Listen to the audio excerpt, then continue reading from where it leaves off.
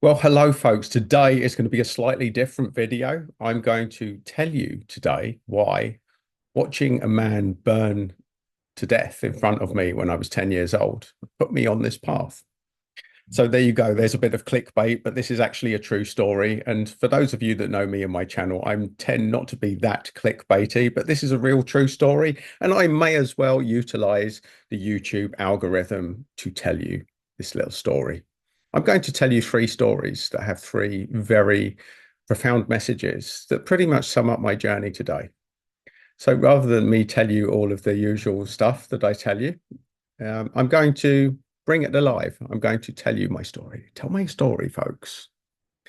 So, for those of you that don't know me, my parents were both psychiatric nurses. So, when I was about 6 months old, I was moved into the grounds of a bona fide lunatic asylum.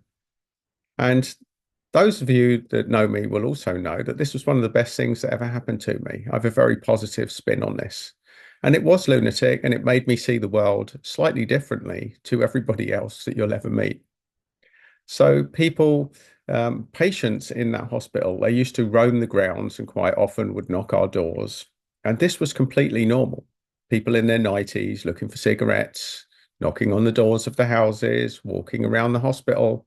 This all was completely normal.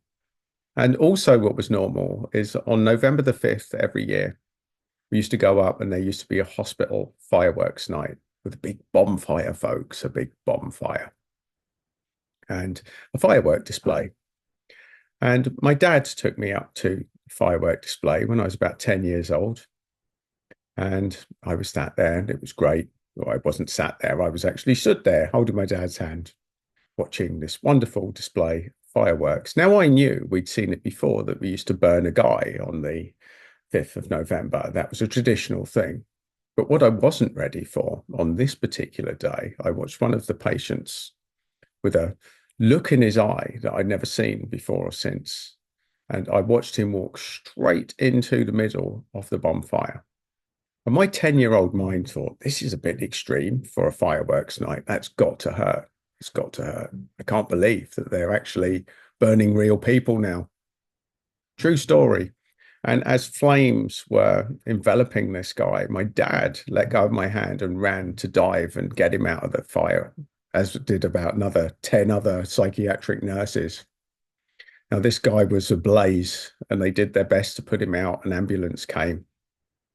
And it was this moment when I look back, when I reflected on this moment, I started to ask myself, what would make somebody do that? How mad do you have to be to think that it's a good idea to walk on a bonfire? And that moment really sparked my whole journey. The reason I'm here on this channel, all of the things, all of that, that was where the seed was planted. I had to know what would make someone do that. I wanted to get some sort of understanding of the human brain. And because of that, I went into other careers. I was in banking, I was in catering, I was working in a nursing. I certainly was went into nursing, but before I got into nursing, I was in catering. I worked in a kitchen. I was a grill chef. I was a waiter. I was a caddy. I did that. I worked in a video shop. I had a lot of roles. I was working since I was about 10 with paper rounds and things like that. And after that, I went when I was about 20 years old. So 10 years later, I went into nursing and I sort of drifted into nursing. Um, I wanted to know what made people ill and how I could help. So, what happened there was through one thing or another, I started finding myself in situations where I was talking to people who were facing imminent death. And no one really prepared us. No one really prepared us for this whole thing of, how do you prepare someone for death? What's important to them? We'd had no training, no courses, no nothing, folks, no nothing. And I got curious about this. I was curious. And of course, the questions that people want to know, if you get the death sentence young, if you get cancer, if patients get cancer and they're younger, the question they want to know is there any hope? And for those who are older and have no quality of life, the question they want to know the answer to is there life after death? And it was really these two questions that inspired me to go on the path that I did. I thought, well, at some stage I'm going to need to know. And right now I need to help my patients. I need to help the people I'm working with to make sense of this. Because these are two big things. When death is imminent for you folks, when it's right in your face, people want answers. And it doesn't matter how much faith you think you have, how religious you think you are, how much you believe in your God or your divine spirit, your supernatural top of the chain, call it what you want, the entity, the deity that you believe in. When death is an imminent reality, especially for people in the Western world, there's definitely room for doubt there, folks. Is there life after death? That's what people want to know. Is this it? Is this it? So it's those two questions. I was lucky enough to have them asked to me on repeat at a young age. And when I was 26, I went traveling. I went backpacking to Australia. I went to Australia, and the last place that I worked was in Sydney.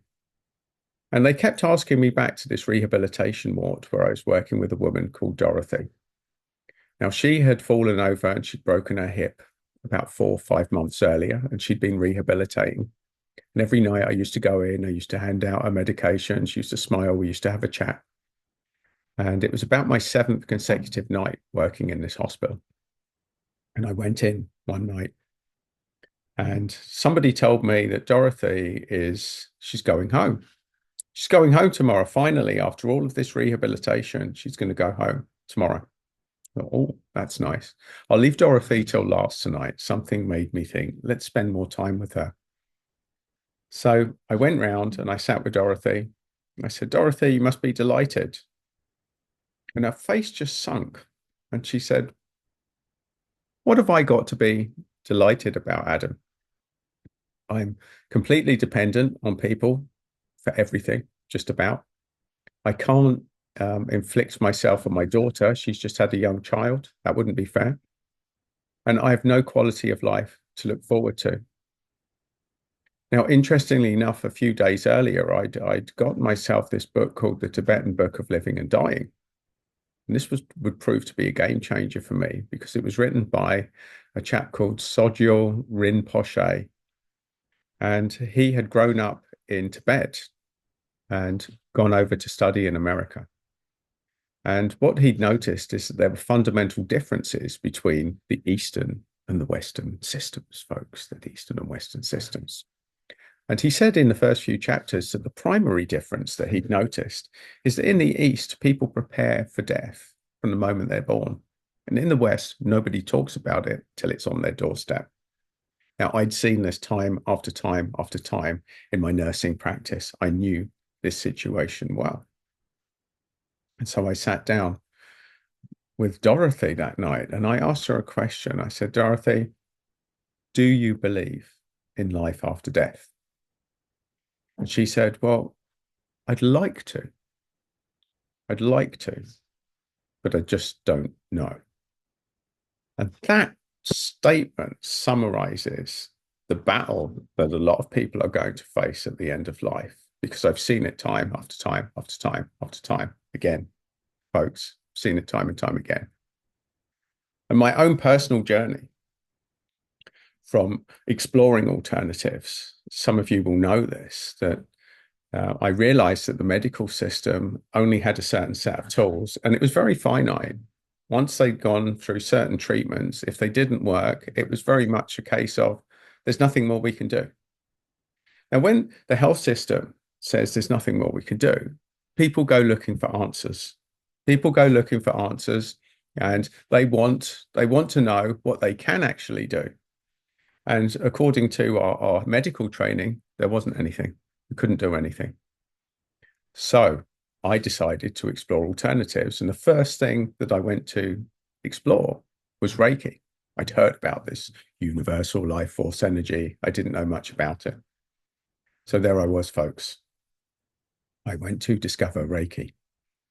And what I found was that the further I went into it, the less that I cared about it.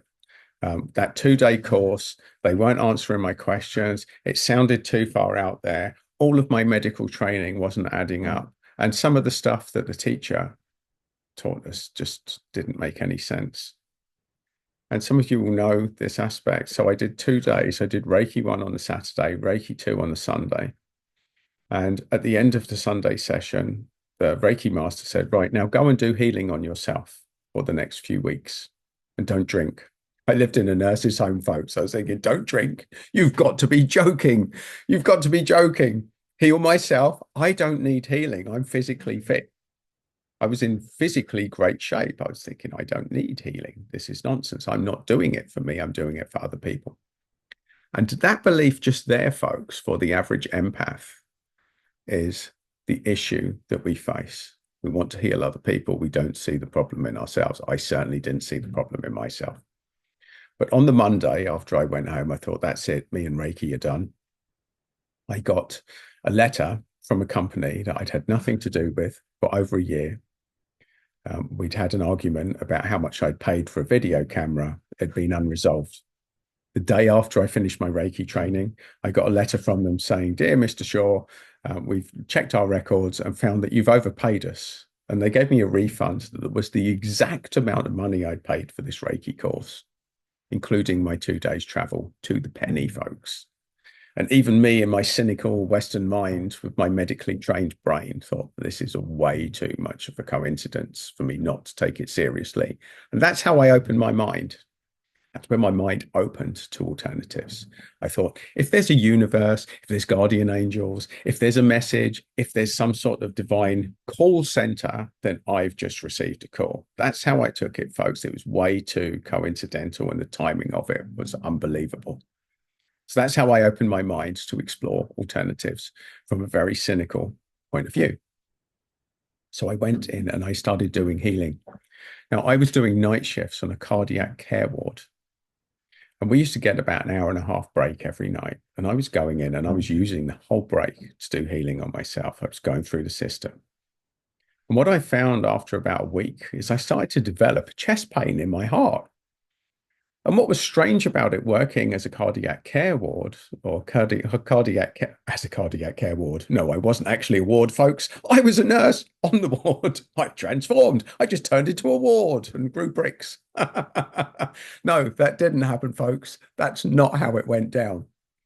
I was working on a cardiac care ward. I was a nurse there. And every time I did this healing, this hour and a half healing session, I was finding that I was feeling a heaviness in my heart.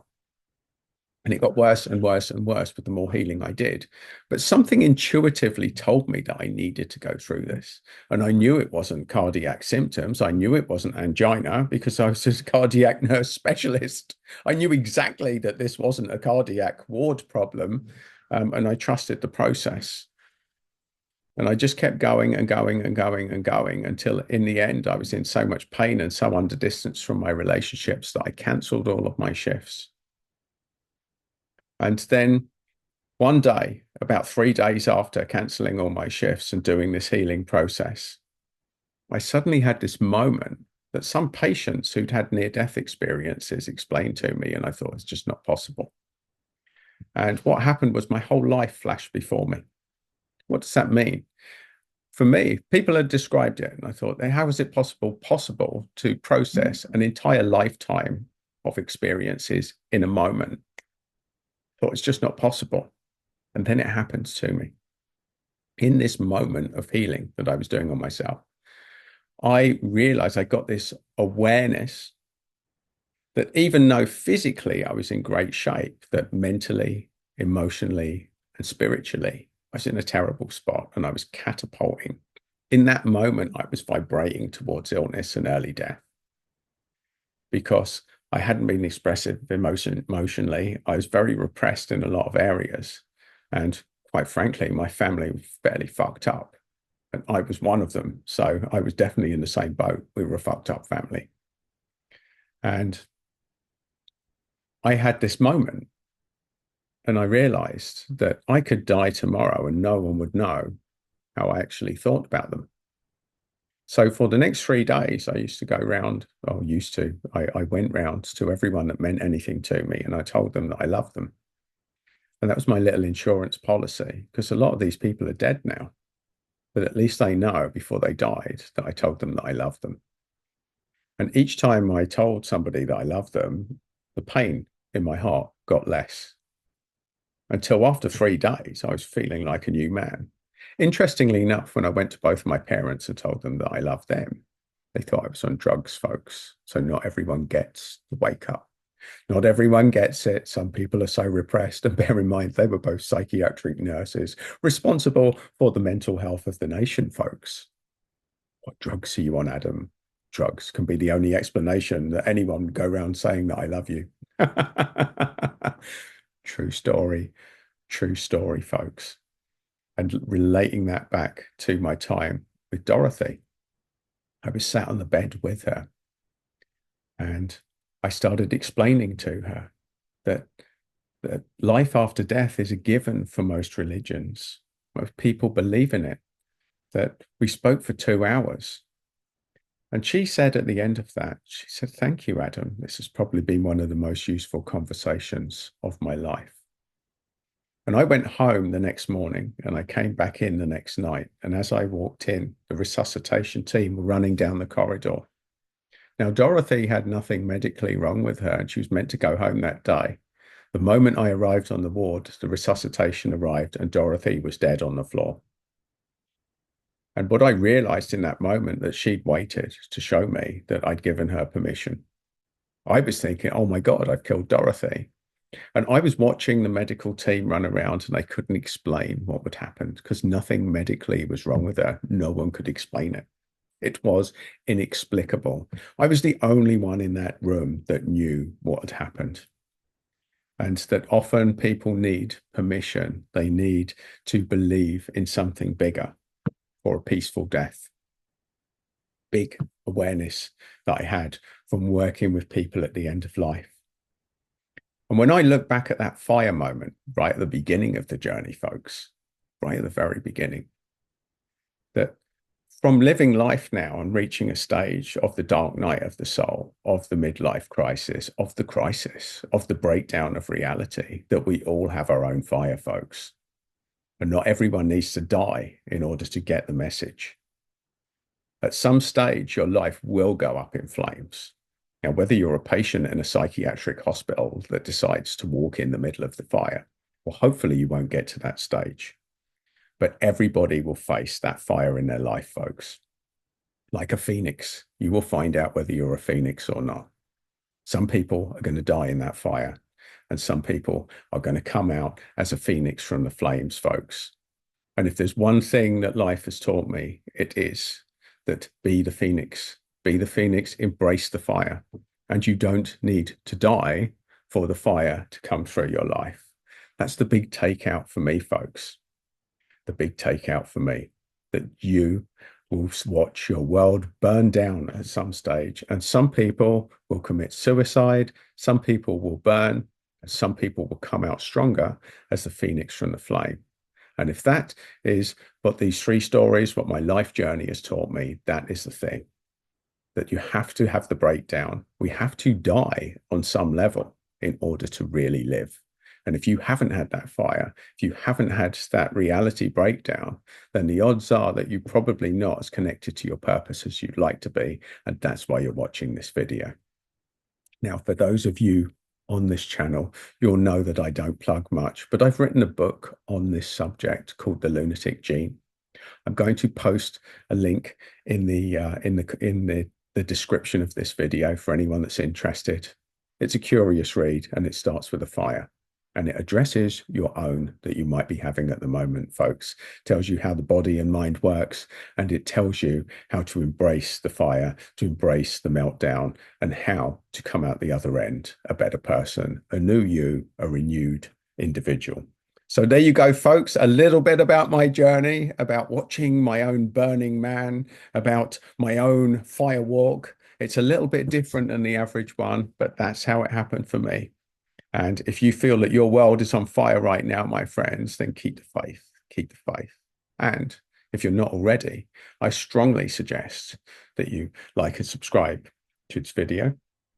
And also, there's more of the same just there, folks. But more importantly, if your world is on fire right now, then know that you are a phoenix.